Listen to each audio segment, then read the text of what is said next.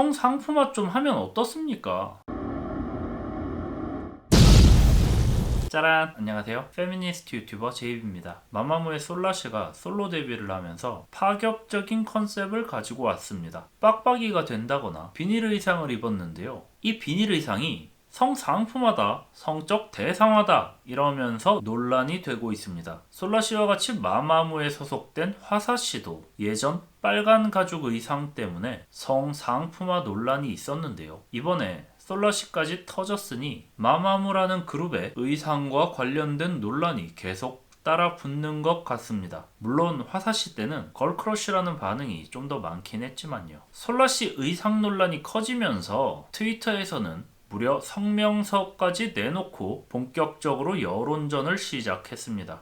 아니 오늘 유달리 시옷이 많이 나오는 것 같은데 시작하자마자 TH 폭풍이네요. 감안하고 들어주세요. 전반적으로 비닐 속에 입은 살색 수트 때문에 누드처럼 보인다. 따은 양갈래 머리가 아동 성상품화를 연상시킨다. 이런 의견이 많습니다. 아동? 아동이 갑자기 왜 나오는지는 모르겠어요. 양갈래로 따왔다고 아동은 아니잖아요. 양갈래가 아동의 전유물도 아니고 이건 아동에 대한 고정관념입니다. 성인도 양갈래 할 수 있습니다. 이런 식의 아동에 대한 편견은 일종의 아동 혐오입니다. 뜬금없이 아동을 엮지 마세요. 소속사에서는 이런 논란에 대해 PVC 소재에 대한 패션계의 트렌드에 따른 컨셉이다 라는 대답을 했는데 실제로 2018년부터 여러 명품 브랜드를 비롯한 의류업체가 PVC 소재에 관심을 갖기 시작했고 이미 많은 제품이 등장했습니다. 지금이 2020년이라 최신 트렌드는 아니지만 어느 정도 설득력 있는 주장이라고 볼 수 있죠. 잠시 예시를 보여드리자면 셀린의 PVC 백, 전문 용어로 비니루 가방이죠. 68만원입니다. 샤넬의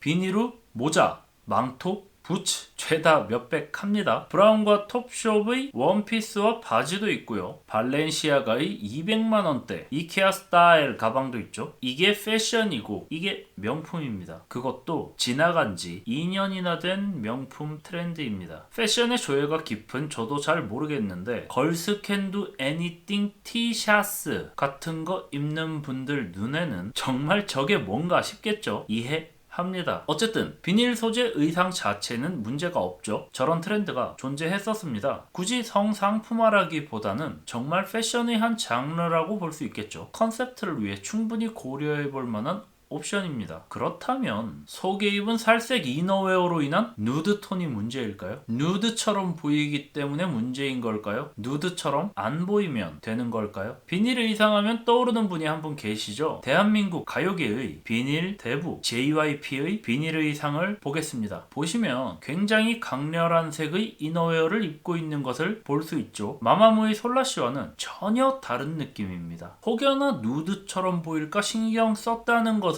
알 수 있는데 어떤가요? 괜찮으세요? 누드톤이 아니라 자기 주장이 강한 시스루 컨셉 같아 보이는데요. 오히려 더 시선이 집중되는 것 같기도 하고 그래서 저렇게 누드톤이 아니게 입었던 JYP는 어땠냐? 역시 논란이 됐었습니다. 결국 누드처럼 보이든 시스루처럼 보이든 속에 입는 이너웨어의 컬러는 아무 상관없다는 얘기죠. 그렇다면 결국 누드톤 문제도 아니고 비닐 의상 문제도 아닌데 왜 논란이 되는 걸까요? 그건 여성 혐오를 하는 흉작 뿌락치들이 성상품화에 대한 부정적 인식을 위해 억지로 논란을 위한 논란을 만든 것이기 때문입니다. 현명한 참 페미니스트라면 이런 저열한 소작질에 넘어가지 않겠지만 아직 자라나는 미래의 현명한 참 페미니스트들을 위해 성상품화에 대해 짚어보겠습니다. 성상품화는 성적 대상화 안에 포함되는 개념이고 그 의미가 대동소이합니다. 큰 범주에서 같은 의미를 가진 단어라고 봐도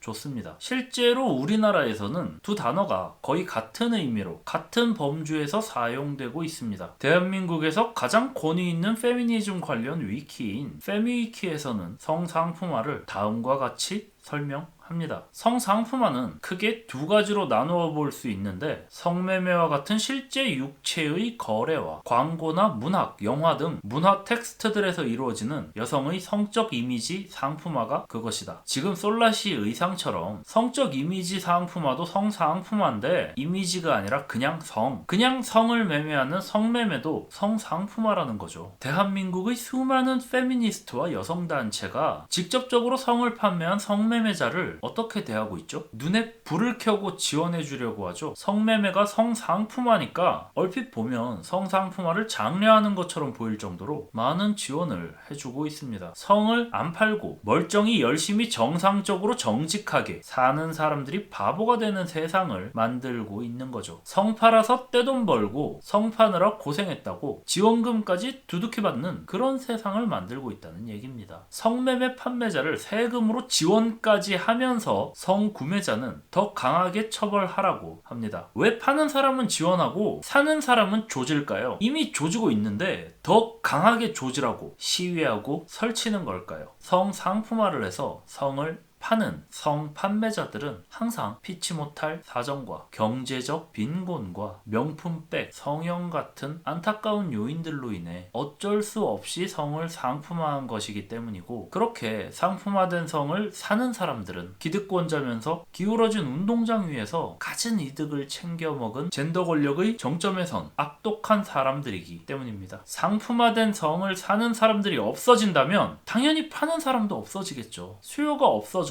공급이 사라지니까요. 이런 이론 들어보셨나요? 실존하지 않는 경제 이론입니다만 페미니즘 앞에 그런 사소한 사실관계가 중요한 건 아니니까 넘어가겠습니다. 쉽게 말해 사는 사람이 없으면 성을 파는 사람도 없어진다는 얘기입니다. 그러니까 사는 사람이 무조건 잘못이고 사는 사람 때문에 어쩔 수 없이 파는 사람이 생겼다는 거죠. 그래서 요즘은 성매매라는 말조차 줄이는 추세입니다. 성을 파는 사람에게도 책임이 있다고 보여질 수 있기 때문에 성 판매자를 무조건적인 피해자로, 성 구매자를 가해자로 규정하는 성착취라는 말을 쓰고 있죠. 즉 성을 상품화해서 판매하면 성착취를 당한 피해자가 되는 겁니다. 아무런 죄가 없다는 거죠. 그러니까 성상품화는 잘못이 아니라는 겁니다. 나쁜 게 아니라고요. 그리고 성상품화 좀 하면 어떻습니까? 애초에 성상품화를 가지고 논란을 일으킨다는 것 자체가 여성 혐오입니다. 여성은 조신해야 한다. 성상품화 같은 거 하면 안 된다. 이런 전통적인 여성상을 강요하는 여성 억압적인 사고를 하니까 성상품화가 나쁘게 보이는 거예요. 다시 솔라씨 의상 논란으로 돌아가 볼게요. 상품화는 나쁜 게 아니고 죄도 아닙니다. 그러니까 솔라씨가 어떤 식으로 성상품화를 해도 상관없다는 거죠. 그걸 소비하고 받아들이는 사람에게 잘못과 책임이 있으니까요. 그런데 솔라씨는 그냥 비닐옷을 입었어요. 그냥 컨셉을 그렇게 잡았어요. 그리고 보통 사람들은 아무 이상 없이 그 컨셉을 컨셉으로 받아들였습니다. 그냥 컨셉을 소비한 거죠.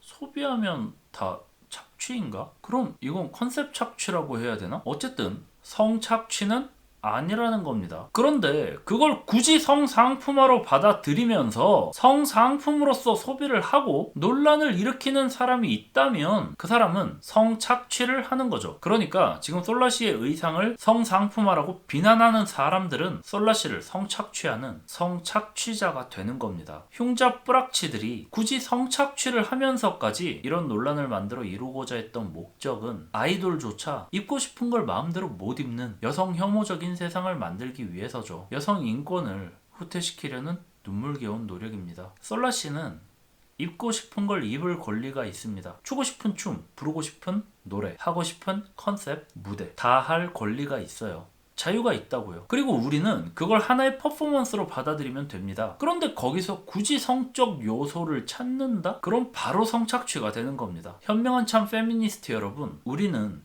저런 성착취 범죄에 정면으로 맞서 싸워야 합니다. 가볍게는 아이돌이 입고 싶은 의상을 자유롭게 선택할 수 있는 세상을 위해, 그리고 조금 무겁게는 대소변, 양말, 입던 속옷도 팔고 나아가 성매매를 하는 사람들이 팔기는 자유롭게 팔지만 아무도 그걸 사지 않아서 성착취를 당하지 않는 그런 세상을 만들어야 합니다. 솔라씨가 여성 혐오와 성착취에 굴하지 않고 하고 싶은 컨셉을 자유롭게 하면서 성공적인 솔로 활동을 할 수 있기를 바라며 지금까지 페미니스트 유튜버 제이비였습니다. 감사합니다.